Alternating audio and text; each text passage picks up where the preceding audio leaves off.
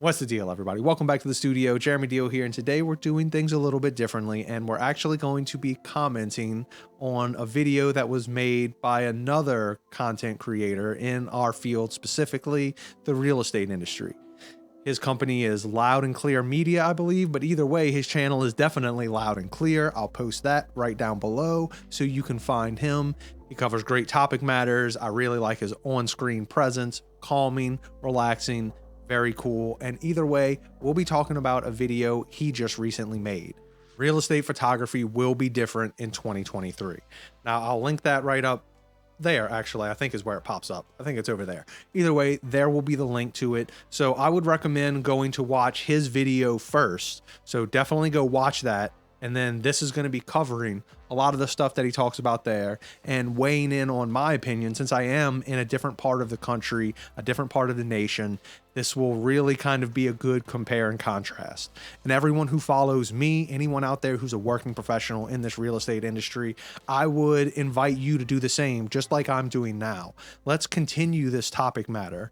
I'm going to create a hashtag down below, and it's going to be RE Market Change 2023.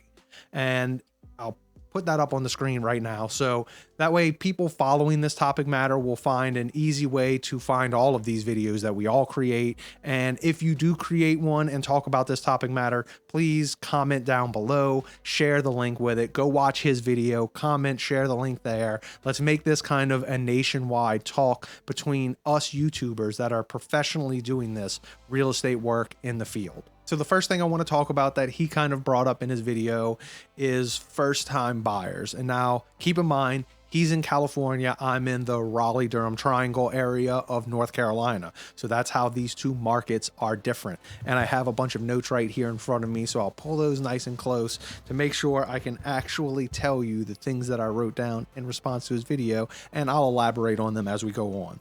So first-time buyers is what we're going to be talking about first, right? All right. Here we go.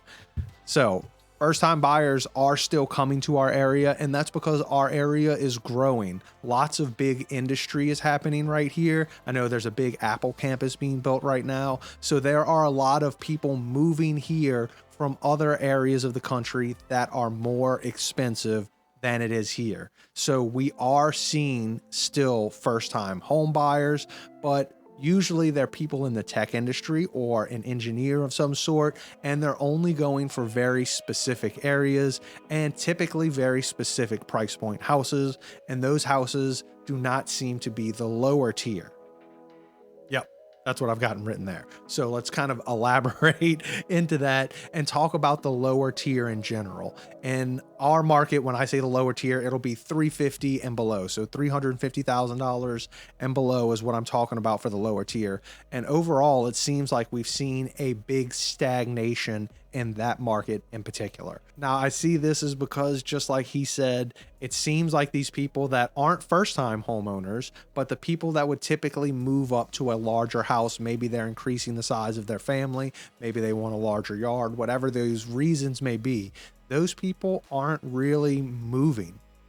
The interest rate has climbed so high in such a short amount of time that the people that would typically be moving from a $200,000 house in our area to a $350,000 house in our area, that's no longer feasible for them because that huge interest rate is something they can't deal with.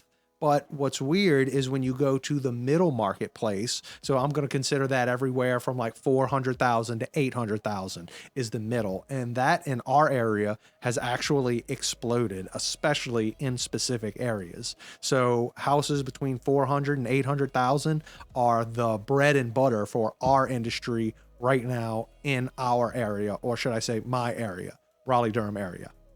Let's see what I have. Boom, boom. Yep, that's what I have written down. So there we go. Those are the two main points I wanted to talk about that he covered. So anyone else who makes a video about this, make sure to talk about where your area is. Man, it got really hot in here. So I opened the door earlier. Now there's a fly around in here. I gotta get rid of this thing, man. All right, so back to the topic matter at hand. If you're creating a video, just make sure to include your area. And once again, link it all around. Let's share these. Let's all be a part of this community to try and figure out where we can go further and where we can step to next in this industry.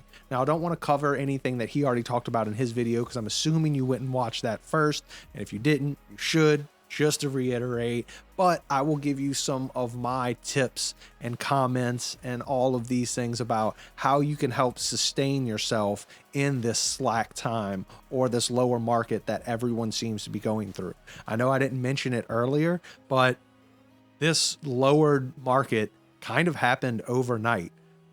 It was 1 week we were at traditional running, a standard amount of listings, and then the next week it was all of a sudden our listings were down by half. And it wasn't because agents weren't trying to work, it's just because that's what's going on with the market in our area right now.